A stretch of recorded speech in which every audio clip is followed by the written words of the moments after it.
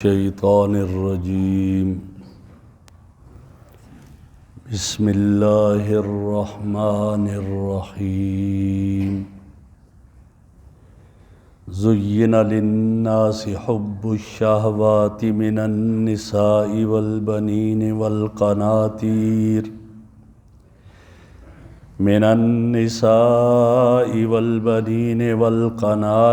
المقنطرة من الذهب والفضة والخيل المسومة والأنعام والحرث ذلك متاع الحياة الدنيا والله عنده حسن المآب قل أنبئكم بخير من ذلكم للذين اتقوا عند ربهم جنات تجري من تحتها الأنهار خالدين فيها وأزواج مطهرة ورضوان من الله واللہ بصیر بالعباد زین للناس حب الشہوات مزین کی گئی ہے لوگوں کے لیے خواہشات کی محبت من النساء عورتوں میں سے والبنین بیٹوں سے والقناطیر المقنطرہ اور مال کی خواہش ڈھیر مال کے ہوں من الذہب والفضہ سونے اور چاندی سے والخیل المسومہ اور گھوڑوں کی خواہش جو کہ نشان لگے ہوئے ہوں والانعام جانوروں کی مال کی خواہش والحرث اور کھیتی باڑی کی خواہش سے ذالک متاع الحیات الدنیا یہ دنیا کی زندگی کا تھوڑا سا نفع کا سامان ہے واللہ عندہ حسن المآب بے شک اللہ رب العزت کے ہاں بہترین ٹھکانہ ہے قل اے پیغمبر فرما دیجئے انہیں اُنَبِّئُکُم بِخَیْرٍ مِّن ذَلِکُم کیا میں تمہیں نہ خبر دوں یہ جو بیان کیا ان سے بہتر کی خبر نہ دوں تمہیں للذین اتقوا وہ لوگ جو ڈرے اللہ سے تقوی اختیار کیا ان کے لیے عند ربہم جنات تجری من تحتہا الانہار ان کے رب کے پاس باغات ہیں جن کے نیچے سے نہریں جاری ہیں فیہا وازواج مطہرہ اور ان کے لیے پاکیزہ بیویاں ہیں ورضوان من اللہ اور اللہ کی رضامندی ہے واللہ بصیر بالعباد اور اللہ رب العزت اپنے بندوں کو دیکھتا ہے میرے محترم بزرگوں اور دوستو کل کے درس میں یہ گزرا تھا کہ کفار اور یہود نے نبی اکرم صلی اللہ علیہ وسلم سے یہ کہا تھا کہ ہمارے پاس تو بڑی مال و دولت ہے ہمارے پاس افرادی طاقت بھی زیادہ ہے آپ ہمارے ساتھ نہیں لڑ سکتے اور یہ اس بات کی دلیل ہے کہ ہم اللہ کے محبوب اور پیارے ہیں اگر اللہ کے محبوب اور پیارے نہ ہوتے تو اللہ ہمیں اتنا مال و دولت نہ دیتا اتنی اولاد نہ دیتا اتنی افرادی طاقت نہ دیتا یہ ساری چیزیں اسی کے لیے لہٰذا ہم اللہ کے بڑے محبوب اور پیارے ہیں اور اس طرح کل کے درس میں یہ بات بھی گزری تھی کہ انہیں کہا گیا کافروں سے کہا گیا تھا کہ تمہیں اپنے جس مال و دولت پر گھمنڈ ہے اور جس برادری پر گھمنڈ ہے تمہیں فرمایا کہ ستغلبون یہ تمہارے کام نہیں آئیں گے تمہارے اوپر غلبہ پایا جائے گا اور تمہیں بالآخر جہنم میں ڈال دیا جائے گا تو اب وہ بتایا جا رہا ہے کہ یہ گمراہی میں یہ باتیں کہہ رہے تھے اور اللہ رب العزت یہاں ان آیات میں گمراہی کے اسباب کو بیان کر رہے ہیں اور گمراہی کے اسباب کیا ہیں خواہشات کی محبت خواہشات کی محبت کا آگے پھر اس کی وضاحت کی، پہلے نمبر پر عورت کا ذکر آیا، عورت کی محبت، بیٹوں کی محبت، مال و دولت کی محبت، اسی طرح گھوڑوں کی محبت، جانوروں کی محبت، کھیتی باڑی کی محبت، یہ ساری ہیں، یہ گمراہی کا ذریعہ ہیں۔ لہذا تمہارے دلوں میں یہ آ گئی، اس سے پتہ چلا تم گمراہ ہو۔ لیکن ایک بات ذہن میں رہے کہ یہ گمراہی کا سبب کب بنے گی یہ چیزیں؟ ان چیزوں کی محبت دو طرح کی ہے، ایک ہے فطری محبت اور ایک ہے غیر فطری محبت۔ فطری محبت کس سے کہا جائے گا؟ فطری محبت اس سے کہا جاتا ہے کہ اللہ نے جیسا حکم دیا حلال طریقے سے ان چیزوں کو حاصل کیا اور خرچ بھی اللہ کے حکم کے مطابق کیا، یہ ایک فطری محبت ہے، یہ نقصان دہ نہیں ہے، یہ انسان کی گمراہی کا ذریعہ نہیں بنے گی۔ غیر فطری محبت یہ ہے کہ آدمی اتنی محبت میں آگے بڑھ جاتا ہے، غلو کر جاتا ہے کہ پھر ساری حدود کو پامال کر دیتا ہے، پھر یہ گویا گمراہی کا ذریعہ بنے گی۔ مثلا فرما دیا خواہشات میں کیا آیا؟ سب سے پہلی چیز بتائی عورت۔ اب عورت کی محبت جب انسان کے دل میں اتنی بڑھ جائے کہ وہ انسان شریعت کی حدود کو پامال کر دے تو عورت اللہ کی غفلت انسان کے دل میں آ جائے گی، غافل بن جائے گا، اور جب غافل بن جائے گا پھر انسان جو ہے وہ گمراہی کی طرف چلا جائے گا۔ ورنہ میرے آقا نے فرمایا کہ الدنیا کلھا متاع، دنیا ساری کی ساری سامان پونجی ہے، وخیر متاع دنیا المرأۃ الصالحہ، اور دنیا میں سب سے بہترین جو متاع ہے وہ نیک عورت ہے۔ ورنہ آپ نے یہ بھی فرمایا آدمی کی نیک بختی کی 3 علامتیں ہیں، ایک نیک بیوی المرأۃ الصالحہ، دوسرا فرمایا کشادہ گھر، اور تیسرا فرمایا آرام دہ سواری۔ یہ 3 چیزیں انسان کے لیے خوش بختی کی علامت ہے۔ جب ایک فطری محبت میں رہے گا انسان گمراہوں کی طرف نہیں جائے گا۔ ہاں فطری محبت سے ہٹ گیا، یہی عورت انسان کو گمراہی کی طرف لے جائے، اور ان کی کتنی مثالیں اس کی موجود ہیں۔ اور چھوڑیں بلعم ابن باورہ کی بات کو لے لیں کہ بلعم ابن باورہ وہ آدمی تھا کہ جو مستجاب الدعوات، جو دعا کرتا تھا قبول ہوتی تھی۔ ان کے پاس آئے عمالقہ قوم والے، بہت کوشش کی، نہیں ہوا کہ آپ موسیٰ کے خلاف بد دعا کرو۔ پھر کیا ہوا؟ ان کی بیوی کی طرف چلے گئے، انہیں مال و دولت دیا، بیوی کے کہنے پر کیا ہوا؟ انہوں نے جو ہے وہ بد دعا کی، اور بجائے موسیٰ علیہ السلام کے ان عمالقہ قوم کی ان کی زبان سے نام آتا تھا، اور پھر اللہ نے اس کا ذکر کیا، مثلہ کمثل الکلب، اس کی مثال کتے کی طرح ہو گئی کہ اس کی زبان باہر نکل آئی۔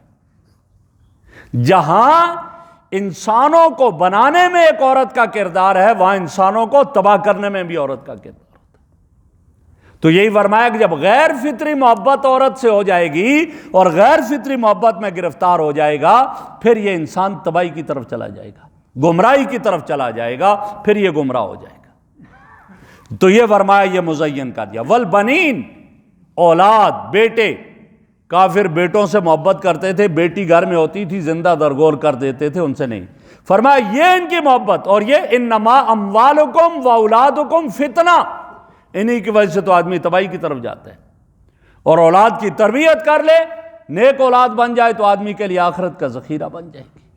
فطری محبت انسان کی تباہی میں نہیں لے جاتی، اور غیر فطری محبت اولاد کی انسان کو تباہی میں لے جائے گی۔ اور اس طرح قناطیر المقنطرہ، مال کے ڈھیر، سونے چاندی، آگے ذکر کر دیا سونا اور چاندین کے ڈھیر۔ آج کل ہماری کرنسی تو روپیوں میں ہے، لہذا کوئی مسئلہ نہیں۔ اس وقت بینک نہیں ہوا کرتے تھے، کرنسی روپیوں میں نہیں ہوتی تھی، اس وقت کی کرنسی کیا تھی؟ سونا اور چاندی، دراہم اور دنانیر۔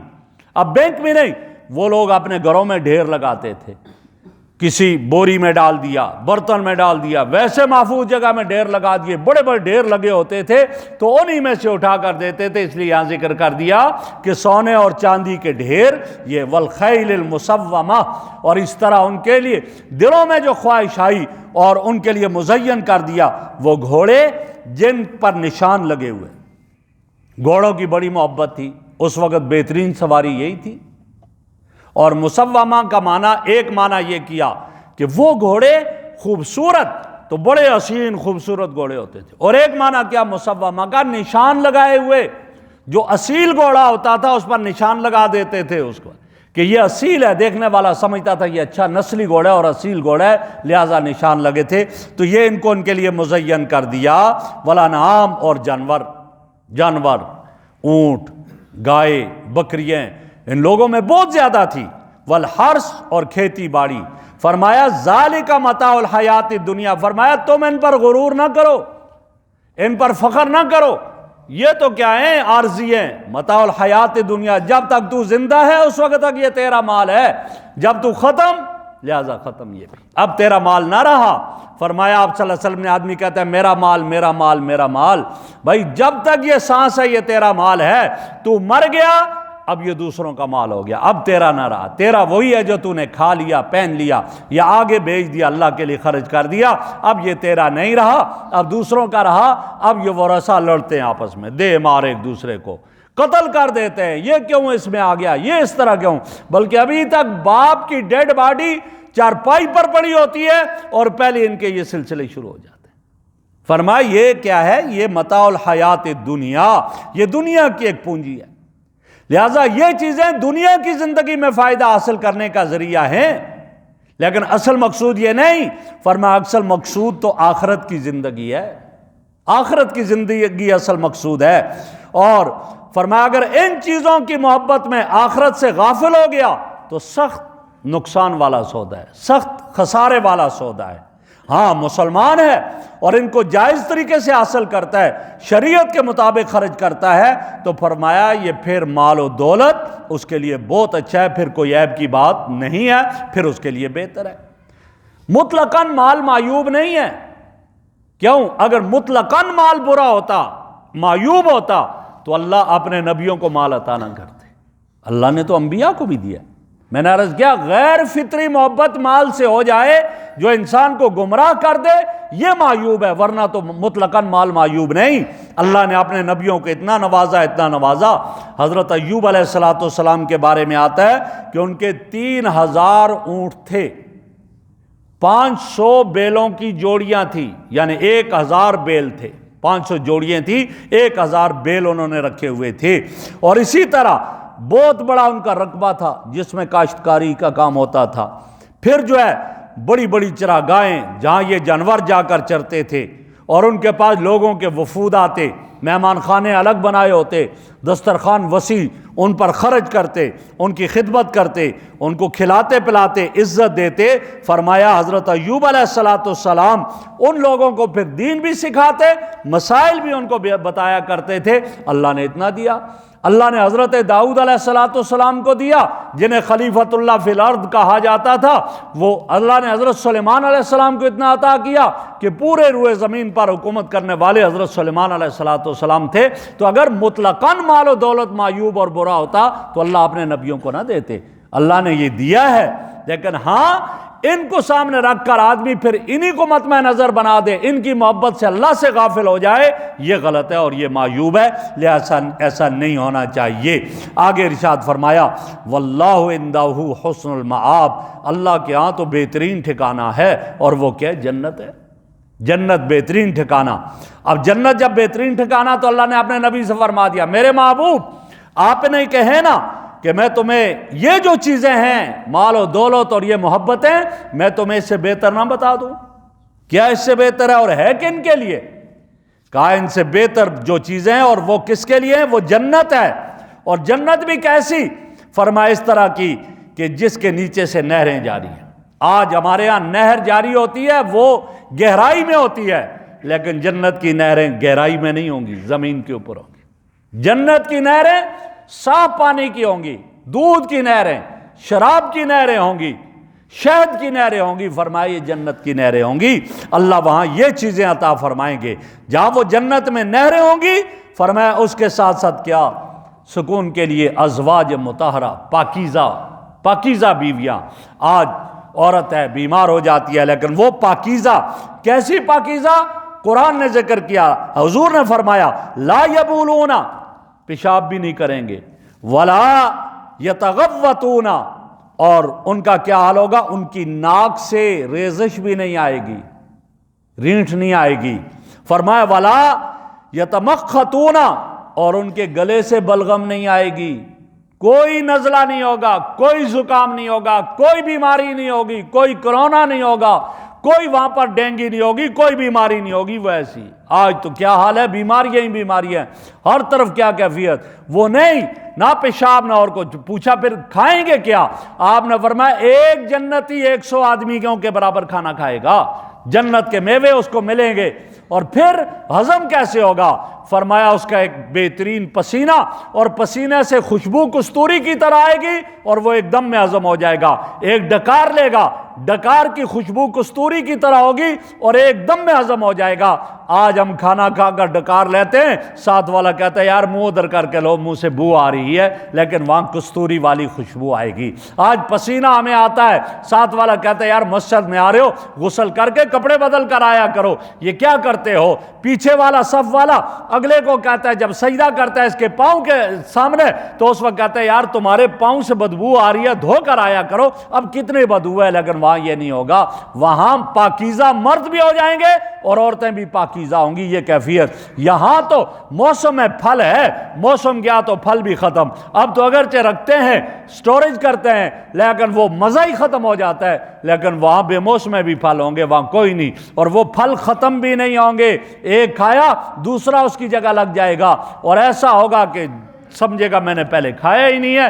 اللہ ایسی چیزیں عطا فرمائیں گے، ایسی نعمتیں عطا فرمائیں گے، ما لا عین رات، نہ کسی آنکھ نے دیکھا اور نہ کسی کان نے سنا اور نہ کسی دل میں اس کا خیال آیا، یہ اللہ وہاں جنت میں عطا فرمائیں گے۔ تو فرمایا ان کے بدلے میں، ان کی محبت میں کیوں پڑ گئے ہو، ان چیزوں کی محبت میں اللہ کی یاد سے کیوں غافل آگے؟ نہ اپنے رب کو یاد کرو، جب رب کو یاد کرو گے تو اللہ تمہیں کیا عطا فرمائے گا؟ ان سے بہتر عطا فرمائے گا، جن کی زندگیوں میں تقوی ہوگا، خوف خدا ہوگا، اللہ سے ڈر رہے ہوں گے، تو اللہ پھر انہیں باغات عطا کریں گے جن کے نیچے سے نہریں جاری ہیں اور ہمیشہ ہمیشہ رہیں گے۔ آج کہیں ہو کل نکال دیا جائے گا، چور کا خطرہ الگ، ڈاکو کا خطرہ الگ ہے۔ فرمایا نہیں نہیں، وہاں کوئی نوٹس نہیں ملے گا کہ نکل جاؤ یہاں سے، جو پلاٹ مل گیا وہ تمہارا ہی تمہارا پلاٹ ہے، کوئی اس پہ قبضہ نہیں کر سکے گا، وہ ہمیشہ ہمیشہ کے لیے تمہارا۔ اور پھر اکیلے نہیں، ازواج مطہرہ، پاکیزہ بیوییں بھی ملیں گی، ورضوان من اللہ، اور صرف یہی نہیں، اللہ کی رضا بھی مل جائے گی۔ آج ہمارے وزیر اعظم صاحب اور ہمارے آرمی چیف صاحب کتنے خوش ہوتے ہیں، ہر طرف کیا جی، ٹرمپ روزانہ ان کا نام لیتا ہے، کہتا ہے بڑے عظیم آدمی ہے، آرمی چیف بڑا عظیم آدمی ہے، وزیر اعظم بڑا عظیم آدمی ہے، جہاں جاؤ یہی تذکرے یہی تذکرے۔ دیکھ لو جی، ٹرمپ نے اتنی تعریفیں کر دی، وہ ہم سے راضی ہو گیا، گویا ٹرمپ کی رضا پر یہ فخر مند ہو رہے ہیں، فخر کر رہے ہیں۔ تو کیا کہنا اس رب کا، جو رب قیامت کے دن جنتی جب جنت میں ہوں گے کیا پوچھے گا؟ حل رضیتم، تم مجھ سے راضی ہو؟ تو جنتی اس وقت کہیں گے، کیا کہیں گے؟ مالنا لا نرضا یا ربنا، اللہ ہمیں کیا ہو گیا ہم راضی نہ ہوں؟ آپ نے تو اتنا دے دیا، اتنا دے دیا، اب ہم کیوں نہ راضی ہوں؟ اللہ فرمائیں گے نہ، ایک چیز ابھی تک تمہیں نہیں ملی ہے، ایک چیز تمہیں نہیں ملی۔ فرق دیکھ لو، دنیا والے ادھر آپ کے ساتھ تو راضی ہے، ہمارے وزیر اعظم ہمارے آرمی چیف کی تعریف ہو رہی ہے، پاکستان کی تعریف ہوئی، لیکن ادھر انڈیا کے ساتھ معاہدہ بھی کر رہے ہیں۔ کیا معاہدہ کر لیا ان کے ساتھ؟ تمہارے دفاع پر ہمارا تمہارے ساتھ معاہدہ ہے، لہذا گویا تمہارے اوپر کوئی حملہ کرے گا ہمارے اوپر حملہ ہوگا، یہ کیفیت ہوگی، یہ دوغلا پالیسی۔ لیکن قربان جائیں رب کی ذات پر، جنتی جب جنت میں جائیں گے میرا اللہ پوچھے گا تم راضی ہو گئے؟ وہ کہیں گے کیوں نہ راضی ہوں، ہمیں تو سب کچھ دے دیا ہے، سب جنتیوں کو دے دیا۔ اللہ فرمائیں گے نہیں، ایک چیز ابھی تک نہیں ملی۔ یا اللہ وہ کون سی چیز ہے جو ابھی تک نہیں ملی؟ اللہ فرمائیں گے احلت لکم، احلت علیکم رضوانی، تمہارے اوپر میری رضا حلال ہے، فلا اسخط علیکم ابدا، اب میں کبھی بھی رب تم سے ناراض نہیں ہوں گا، ہمیشہ راضی ہو گیا، کبھی ناراض نہیں ہوں گا۔ جب جنتی یہ سنیں گے وہ کہیں گے اللہ جنت کی بہاروں میں وہ مزہ نہیں ہے جو اس خوشخبری میں مزہ ہے، جو اس بشارت میں مزہ ہے، یہ کہاں جنتیوں کو ملے گا؟ اس لیے فرمایا وَرِضْوَانٌ مِّنَ اللَّهِ، وہاں جنت میں اللہ کی رضا حاصل ہوگی، جب رضا حاصل ہوگی اور کیا باقی رہا، بس یہ سب کچھ مل جائے گا۔